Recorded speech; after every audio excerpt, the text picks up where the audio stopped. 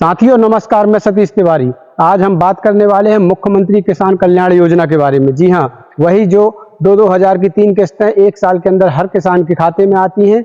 लेकिन होता क्या है साथियों कि कई किसानों के खाते में पता चला 2 किस्त आ गई, 1 किस्त अटक गई, नहीं आ रही। अब किसान इतना परेशान हो जाता है कि उस विषय को लेकर कोटवार के पास जाता है, पटवारी के पास जाता है, यहाँ तक कि जितने भी राजस्व विभाग के अधिकारी होते हैं सबके पास भटकता रहता है और उनको सही से कोई जवाब नहीं मिल पाता है। तो ऐसे में आज हम बात करने वाले हैं कि किसान अपनी किस्त कितनी आई, कौन से खाते में आई और कहाँ फंसी हुई है और उसका सॉल्यूशन यानी उसका हल क्या है। तो आज के वीडियो में मैं ये पूरी जानकारी आपको बताऊंगा। अब आप सोच रहे होंगे मैं बात कर रहा हूं साथियों मध्य प्रदेश की। जी हाँ, मध्य प्रदेश में किसान कल्याण योजना के नाम से मुख्यमंत्री जी ने एक योजना जारी की है जिसमें पीएम किसान निधि तो आती ही है 6000 साल की, साथ में राज्य सरकार भी किसान कल्याण योजना के अंतर्गत 6000 राशि किसानों को खाते में देती है, यानी 12000 रुपए किसान सम्मान निधि यहाँ मध्य प्रदेश में मिलती है। लेकिन कईयों के पास सीएम किसान निधि का जो पैसा है उसकी किस्त अटक जाती है, फंस जाती है, नहीं आ पाती।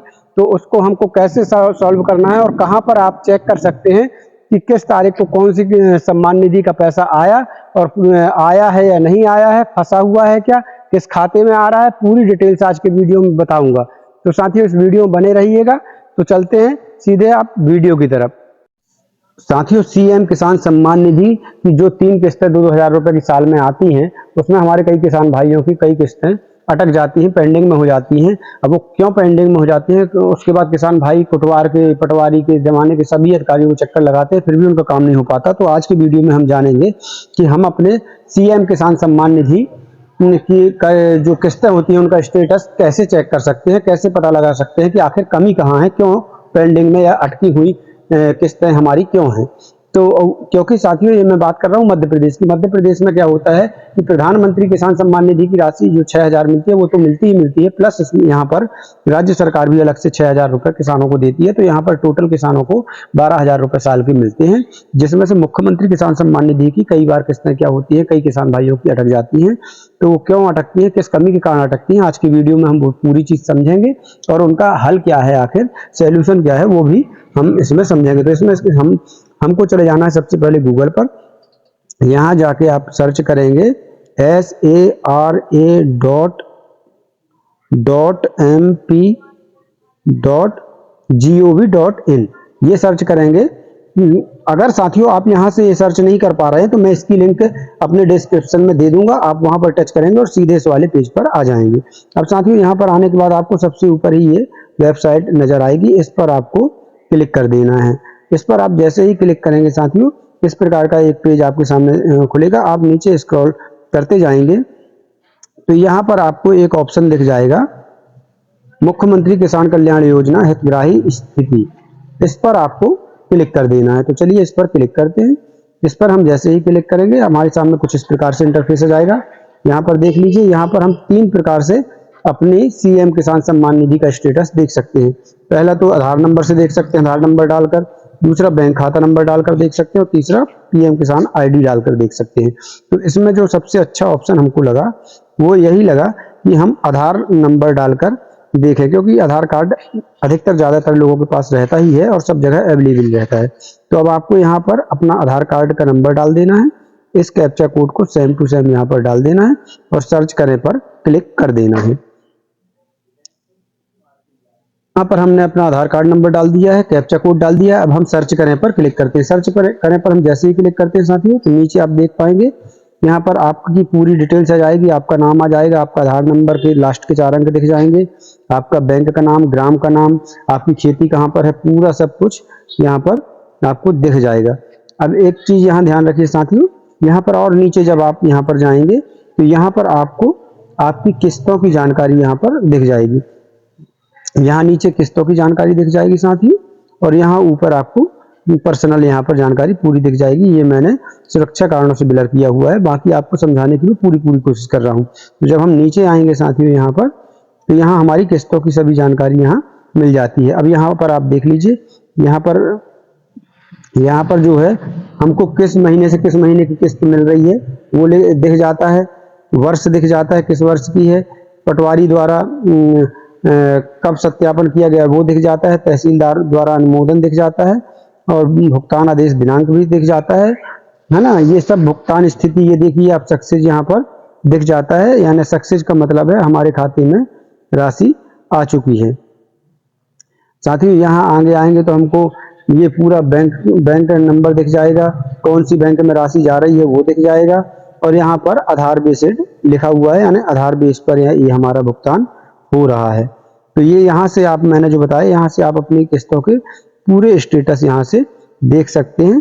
अगर मान लो कोई किस्त आपकी अटकती है साथियों, तो ये जो सक्सेस दिख रहा है ये सक्सेस नहीं लिखा रहेगा, यहाँ पर कुछ और लिखा रहता है, पेंडिंग या फिर कुछ और।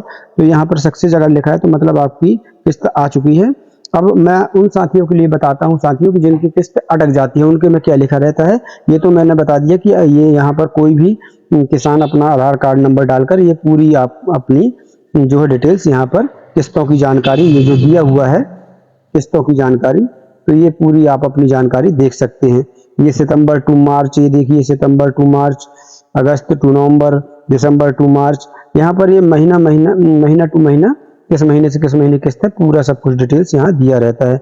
ये सन भी दिया है, यहाँ ये सन दिए हुए हैं, किस सन की राशि है, यानी यहाँ से आप सब कुछ देख सकते हैं। ऐसा स्क्रॉल कर करके यहाँ पर पूरा सब कुछ दिख जाएगा। अब चलिए बात करते हैं जिनकी राशि, जिनका भुगतान है, जिनकी किस्त अटकी हुई है, उनकी क्या समस्या है, कैसे हल होगी। तो चलिए अब बात करेंगे उनकी। अब यहाँ पर देख लीजिए साथियों, एक किसान भाई की हमारी जो है किस्त जो है अटक गई है, तो उसकी जानकारी यहाँ पर देख लेते हैं। यहाँ पर जैसे मैंने बताया था, ये देखिए, जबकि यहाँ पर ये जो सक्सेस ये लिखा है, अगर सक्सेस लिखा है मतलब किस्त आ गई है, लेकिन इनकी ये किस्त आप देखिए, एक इसमें लिखा है अवेटेड, एक इसमें लिखा है अवेटेड, मतलब ये पेंडिंग में पड़ी हुई है, निरस्त नहीं हुई है, पेंडिंग में पड़ी हुई है। जबकि इनका पटवारी द्वारा ये अनुमोदन हो गया है, तहसीलदार द्वारा अनुमोदन हो गया है, भुगतान आदेश भी ये दिखा रहा है, और यहाँ पर खाता नंबर भी दिख रहा है, बैंक का नाम भी दिख रहा है, अकाउंट बेस्ड भी दिख रहा है, लेकिन ये राशि क्योंकि यहाँ पर एविटेटेड दिखा रहा है तो ये नहीं आई है।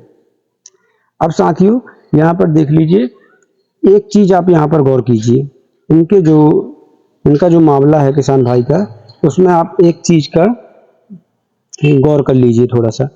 यहाँ पर आप देख पा रहे हैं बैंक का नाम सबसे पहले वाली हम जो किस्त है इनकी वो देखते हैं, तो यहाँ पर एक किस्त सक्सेस दिख रहा है ना। इनका बैंक के लास्ट के 4 डिजिट दिख रहे हैं, बैंक का नाम दिख रहा है central bank of India, Aadhaar based, यानी आधार बेस पे इनकी पेमेंट हुई है। यही नीचे आप देखिए इनकी दूसरी किस्त भी सक्सेस है, लेकिन इनका यहाँ नीचे दूसरा खाता दिखा रहा है, ऊपर का खाता अलग है और बैंक भी अलग है ना। फिर तीसरी जो पेंडिंग में पड़ी है उसमें भी एक तीसरा खाता अलग से है, और ये बैंक अलग है ना, अकाउंट बेस्ड लिखा है। अब साथियों एक मन में सवाल उठता है कि हमारी जो है जो राशि, जो किस्त हमारी पहले नंबर पर जो बैंक में आई है, जो खाते में आई है, वही खाते में हमेशा क्यों नहीं आई है, दूसरा खाते में क्यों आ गई, फिर तीसरे खाते में क्यों आ गई, सवाल ये उठता है।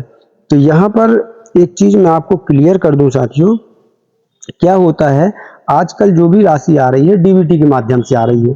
डीबीटी का फुल फॉर्म मान लीजिए नहीं, डीबीटी का फुल फॉर्म होता है क्या, डायरेक्ट बेनिफिट ट्रांसफर, मतलब सरकार डायरेक्ट बेनिफिट ट्रांसफर कर रही है ज्यादातर योजनाओं में।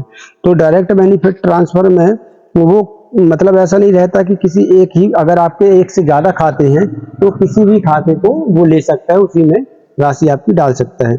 अब ये जो पेंडिंग में पड़ रही हैं राशियां, ये कई बार क्या होता है, कहीं हमारी ईकेवाईसी नहीं है, तो आधार बैंक खाता से हमारा आधार लिंक नहीं है, हमारे बैंक खाता में ईकेवाईसी नहीं हुई है, तो और डीबीटी चालू नहीं है। तो ये सब चीज मेरी सलाह है कि आप लोग डीबीटी भी अपनी चालू करवाएं और बैंक खाता में आधार को लिंक करवाएं, ईकेवाईसी वगैरह पूरा कंप्लीट रखें।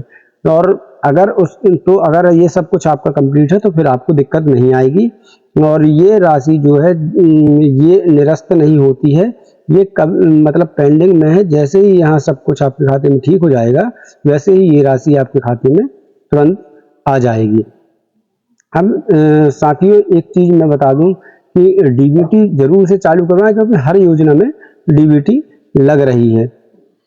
तो साथियों यहाँ पर ये जो हमारे 3 अलग-अलग खाते दिख रहे हैं, इसका कारण वही है कि डीबीटी के माध्यम से किसी भी खाते में डीबी जो डायरेक्ट बेनिफिट ट्रांसफर होता है वो किसी भी खाते को ले लेता है, और कि अगर हमारे एक से ज़्यादा खाते हैं तो किसी भी खाते में आ जाती है राशि। ये यहाँ पर आपका भुगतान मोड अकाउंट बेस्ड कई बार हो जाता है, ये नहीं तो ज़्यादातर आधार बेस में वो होता है। आधार बेस मतलब जिसमें भी जहाँ पर भी हमारा आधार कार्ड लिंक है जिस खाते में, तो उस खाते में आधार के द्वारा अगर पेमेंट हो रही है तो आधार के बेस पे तो उस खाते में राशि ट्रांसफर हो जाएगी। तो साथियों आशा करता हूँ कि मेरे द्वारा बताई गई आज की जानकारी आपको अच्छी लगी होगी। यदि जानकारी अच्छी लगी है तो वीडियो को लाइक करें, शेयर करें, कमेंट करें, चैनल को सब्सक्राइब करें। मिलते हैं कल फिर से नई वीडियो के साथ, नई योजना के साथ। तब तक के लिए धन्यवाद। जय भारत, जय हिंद।